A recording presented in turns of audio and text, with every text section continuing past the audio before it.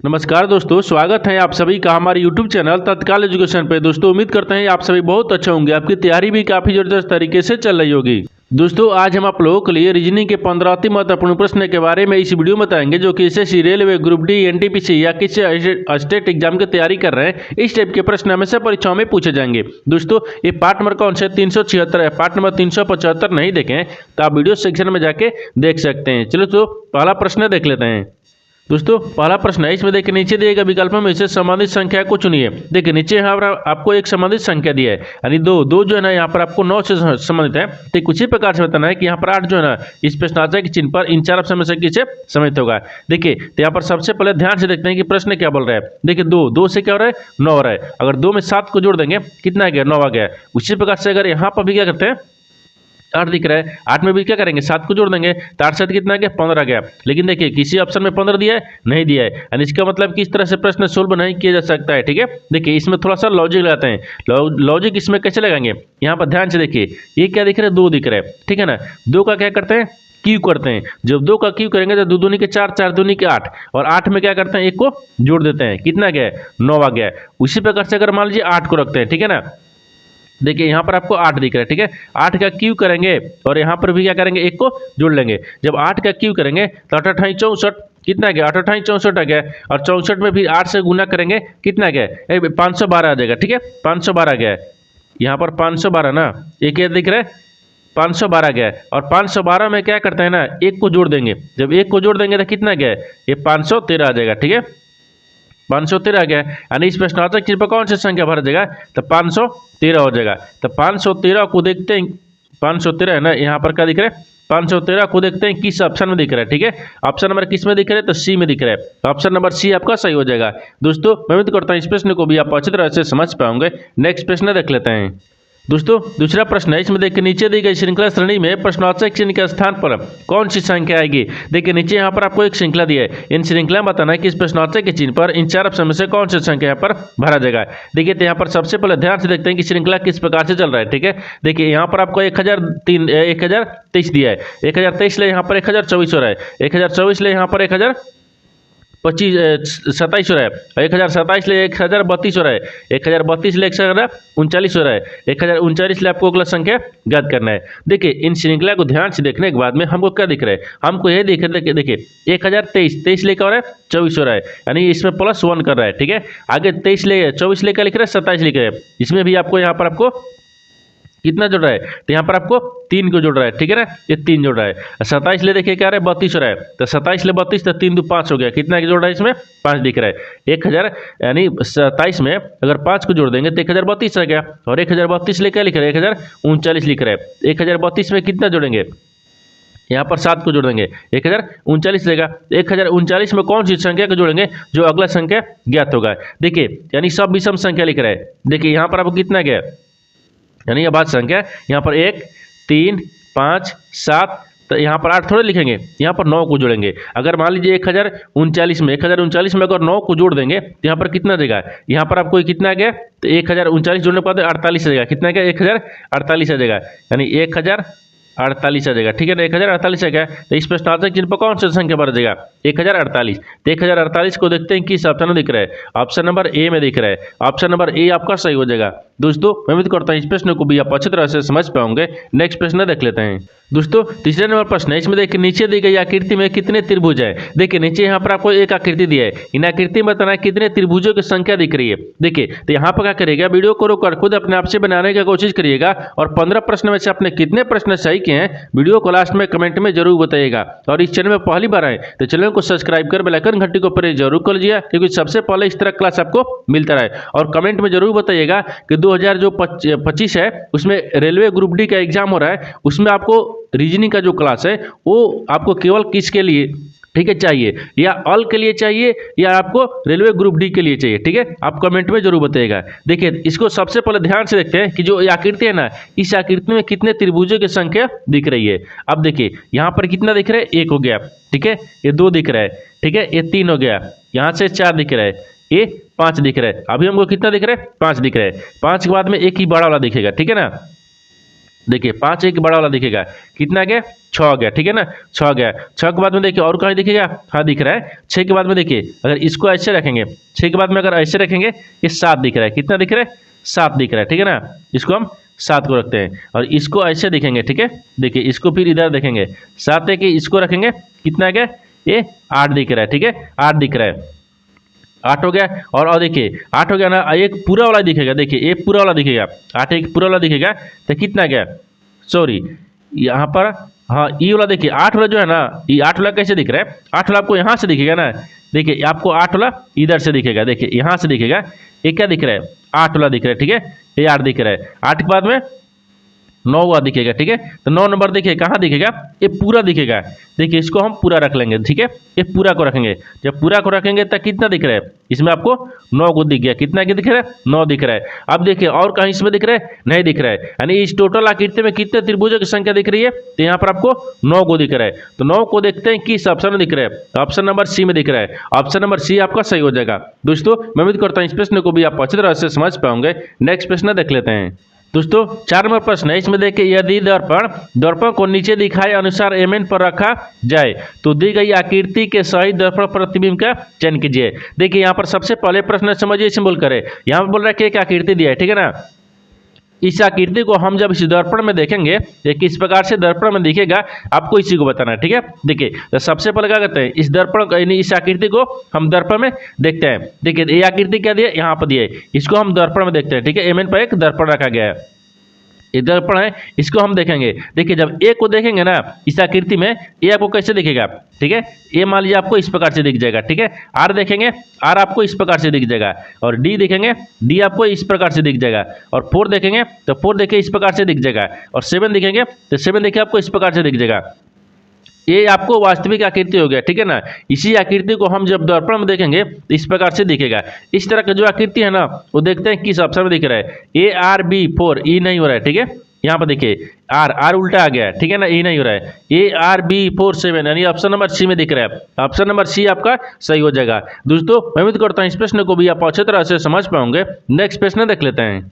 दोस्तों 5वां प्रश्न है, इसमें देखिए एक पासे के विभिन्न फलकों पर 1 से लेकर 6 तक देखिए 6 लिखे गए हैं, ठीक है ना। उसी पासे की 3 अलग अलग स्थितियां नीचे दर्शाई गई है, यानी 2 दर्शाने वाले फलक के विपरीत फलक पर कौन सी संख्या होगी। देखिए यहाँ पर सबसे पहले प्रश्न समझिए, इसमें बोलकर है, देखिए यहाँ पर क्या बोल रहा है, बोला कि एक ही पासे के यहाँ पर आपको 3 स्थितियों को दर्शाया गया है, जिसमें 1 से लेकर 6 तक अंक दिया है, यानी एक पासे में 6 तक अंक होता है, 1 से लेकर 6 तक, ठीक है। तो आपसे पूछा है कि देखिए यानी 2 को विपरीत बताना है, कौन सा संख्या होगा, ठीक है ना, 2 के विपरीत बताना है। देखिए एक ही पासे के जब 2 स्थितियां में तो 2 फलक में क्या करेंगे ना, एक को कॉमन मिलाएंगे, 2 फलक में एक को कॉमन मिलाइए। जैसे देखिए एक में क्या दिख रहा है 6 दिख रहा है, इसमें भी आपको 6 दिख रहा है, तो यहाँ पर आपको 6 रखते हैं, ठीक है।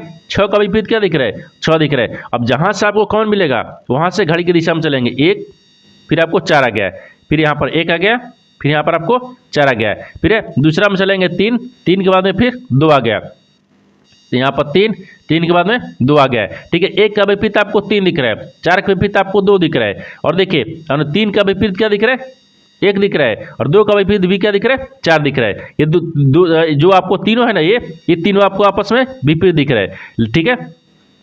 अब देखिए यहाँ पर, ठीक है, अब आगे बोल रहा है ना कि देखिए 2 को विपरीत, देखिए 2 वाले फलक के विपरीत फलक पर कौन सी संख्या होगी, 2 का विपरीत बताना है। देखिए तो 2 का विपरीत आपको ये वाला 2 दिख रहा है, 2 का विपरीत क्या दिख रहा है यहाँ पर आपको 4 दिख रहा है, और 4 का विपरीत 2 हो गया, 2 का विपरीत 4 हो गया, तो यहाँ पर 4 हो जाएगा। तो 4 को देखते हैं किस ऑप्शन में दिख रहा है, ऑप्शन नंबर ए में दिख रहा है, ऑप्शन नंबर ए आपका सही हो जाएगा। दोस्तों मैं उम्मीद करता हूँ इस प्रश्न को भी आप अच्छी तरह से समझ पाओगे। नेक्स्ट प्रश्न देख लेते हैं।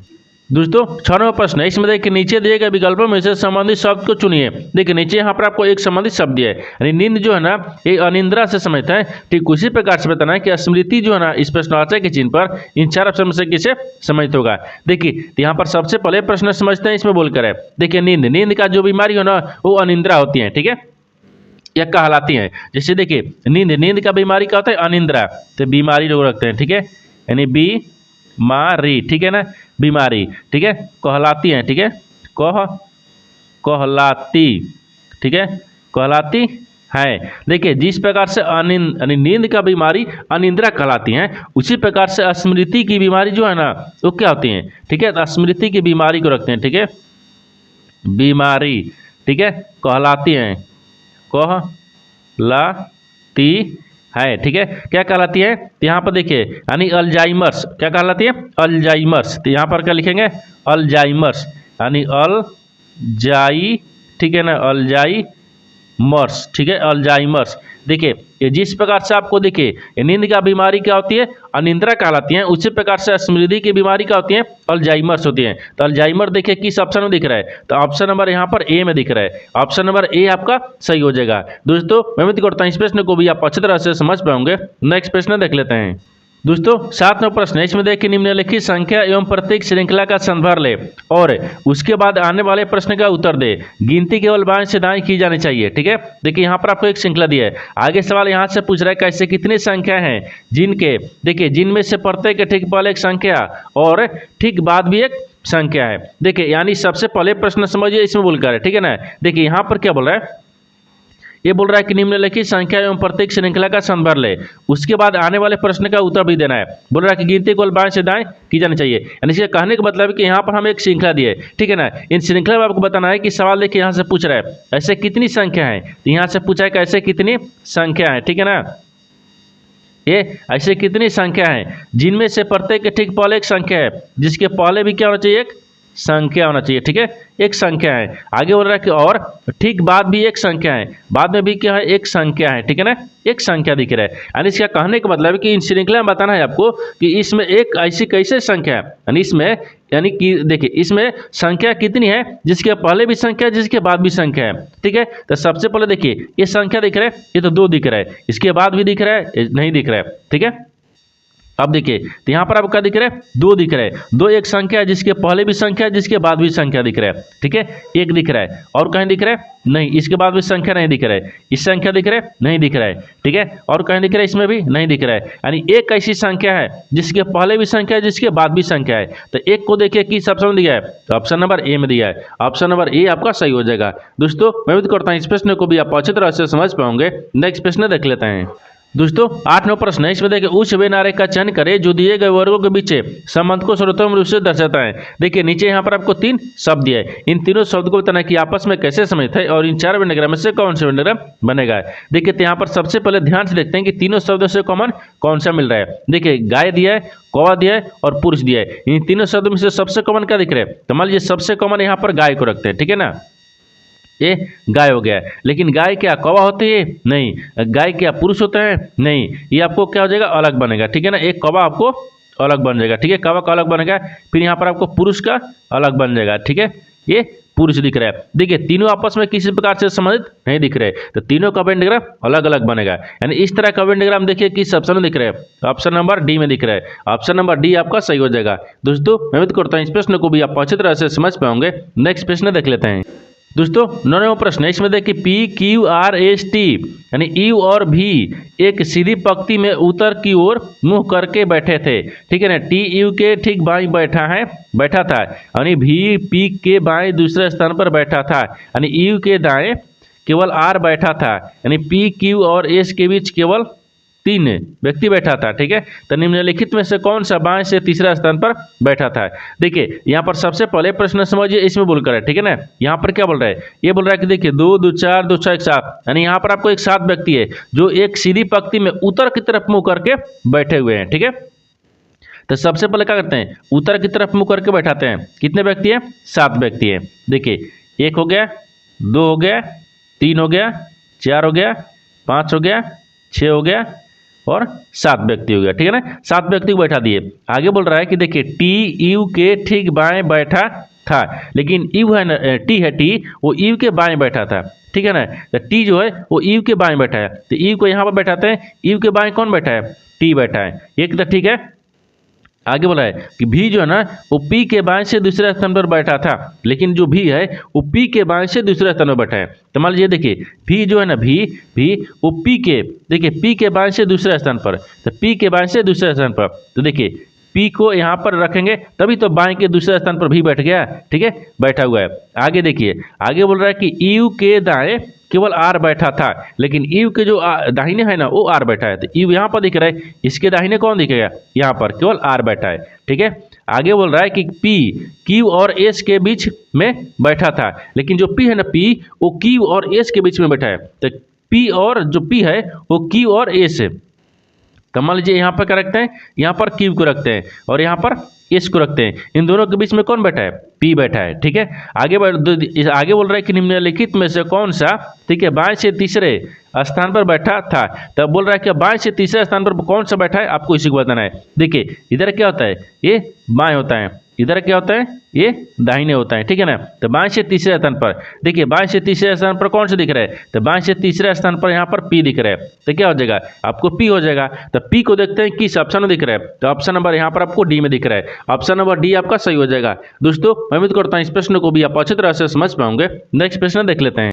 दोस्तों 10वां प्रश्न, इसमें देखिए उस विकल्प का चयन करें जिसमें दी गई आकृति अंतर्निहित है और घुमाने की अनुमति नहीं है। देखिए यहाँ पर सबसे पहले प्रश्न समझिए, इसमें बोलकर है, यहाँ पर बोल रहा है कि एक, देखिए ये बोल रहा है ना कि यहाँ पर एक आकृति दिया है, ठीक है ना, इस आकृति को ये बताना है कि 4 ऑप्शन में से किस आकृति में अंतर्निहित है, यानी किस आकृति में दिख रही है और इस आकृति को घुमाने की भी अनुमति नहीं दी गई है। तो सबसे पहले देखते हैं ना, इस तरह की जो आकृति है, जो इस तरह का आकृति है वो किस ऑप्शन में आपको दिख रही है। ठीक है, देखिए ये में दिख रहा है, तो यहाँ पर आपको इधर से ऐसे ऐसे से ऐसे आ रहा है, ठीक है ना, एक थोड़ा सा नहीं जा रहा है, ए में नहीं हो रहा है। ठीक है, ये ऑप्शन नंबर ए में नहीं जा रहा है। देखिए ऑप्शन बी में देखते हैं। ठीक है, ऑप्शन बी में अगर देखेंगे तो इधर से ऐसे जा रहा है, ठीक है, फिर इधर से ऐसे आ रहा है, फिर यहाँ से आपको इधर जाएगा, यहाँ से फिर ऊपर गया, ठीक है, ऊपर से ऐसे फिर ऐसे। हाँ, ऑप्शन नंबर बी में दिख रहा है। देखिए ऑप्शन नंबर बी में दिख रहा है, यहाँ से आपको ऐसे जाना है, ठीक है ना, देखिए ई वाला दिख रहा है, ऐसे जाएगा,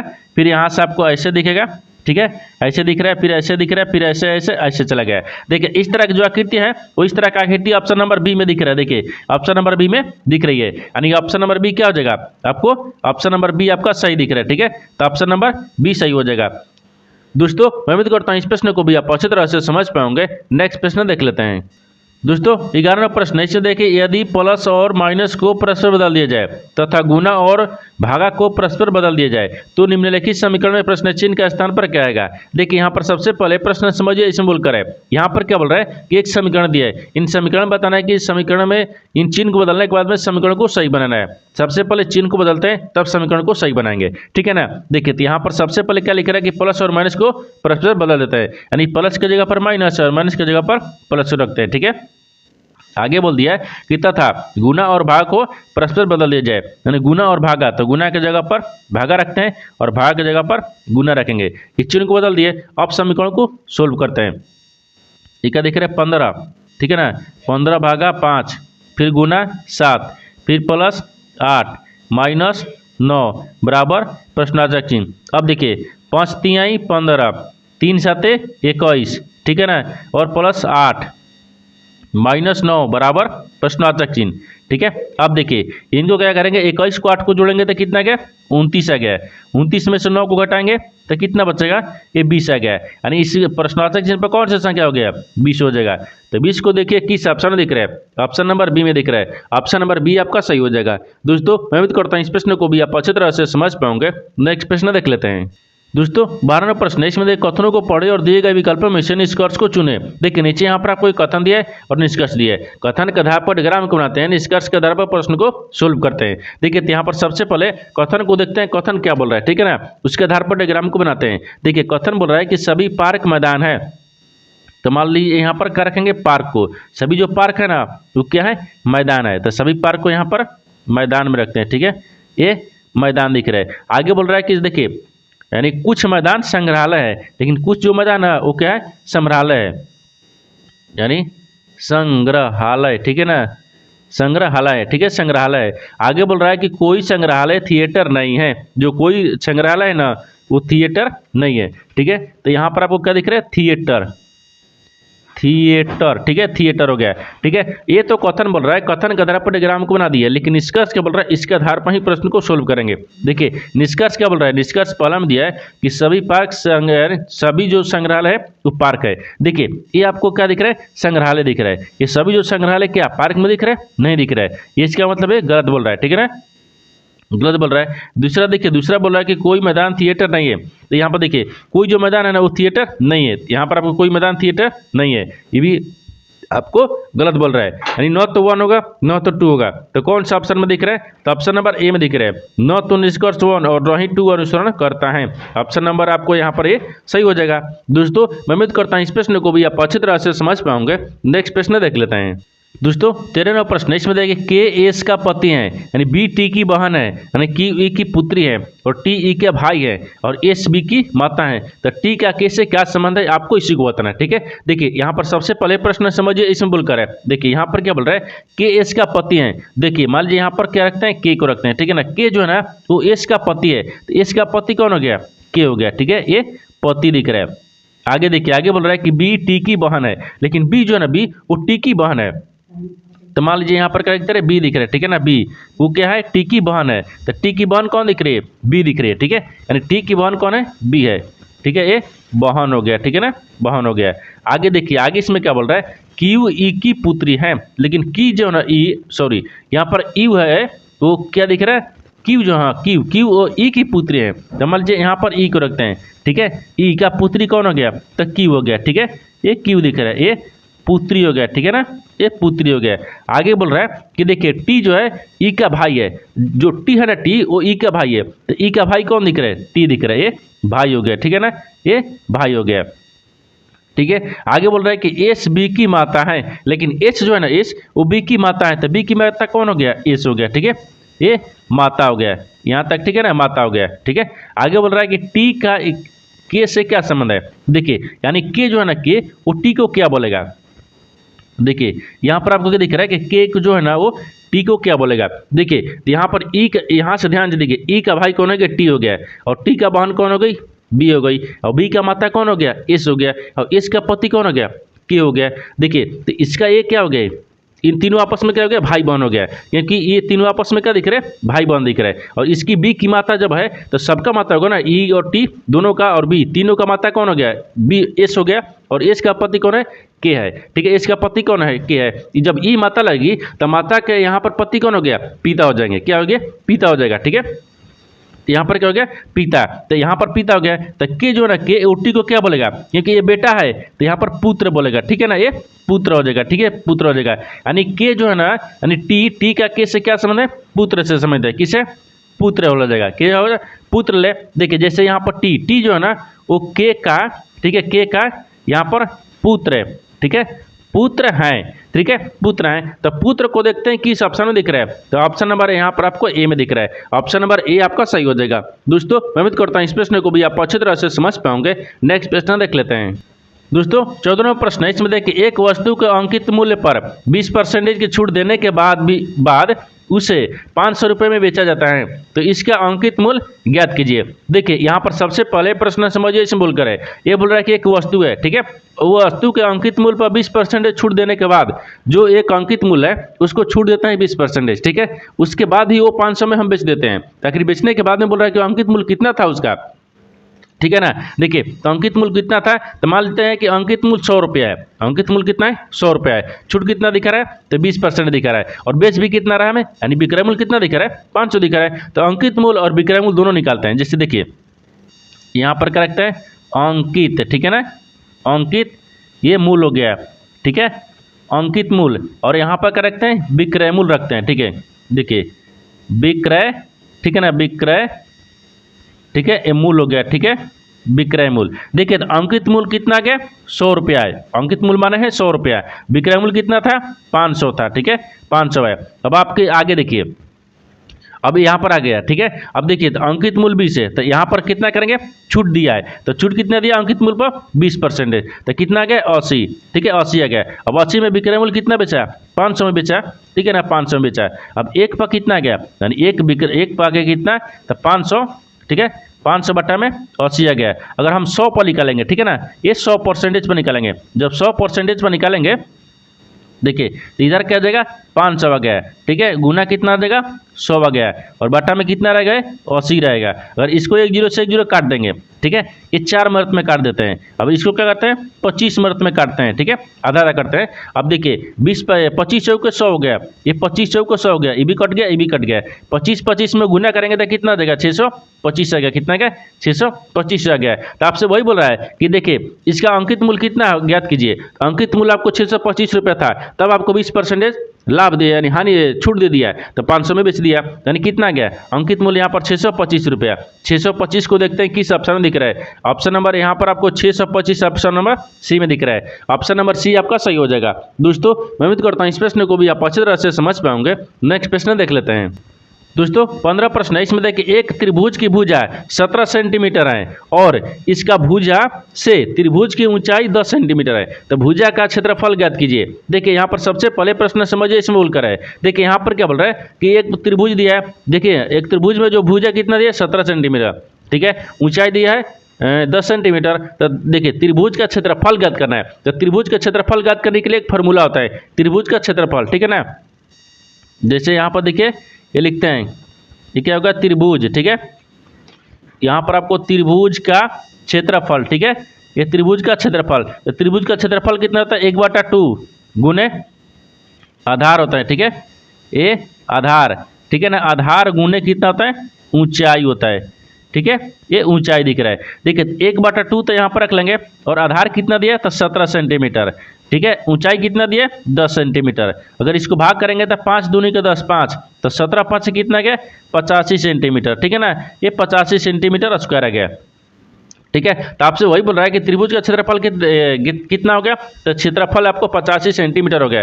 तो 85 सेंटीमीटर देखते हैं किस ऑप्शन में दिख रहा है, यानी ऑप्शन नंबर डी में दिख रहा है। ऑप्शन नंबर डी आपका सही हो जाएगा। दोस्तों मैं उम्मीद करता हूँ इस प्रश्न को भी आप अच्छी तरह से समझ पाओगे। नेक्स्ट वीडियो में मिलते हैं, तब तक जय हिंद।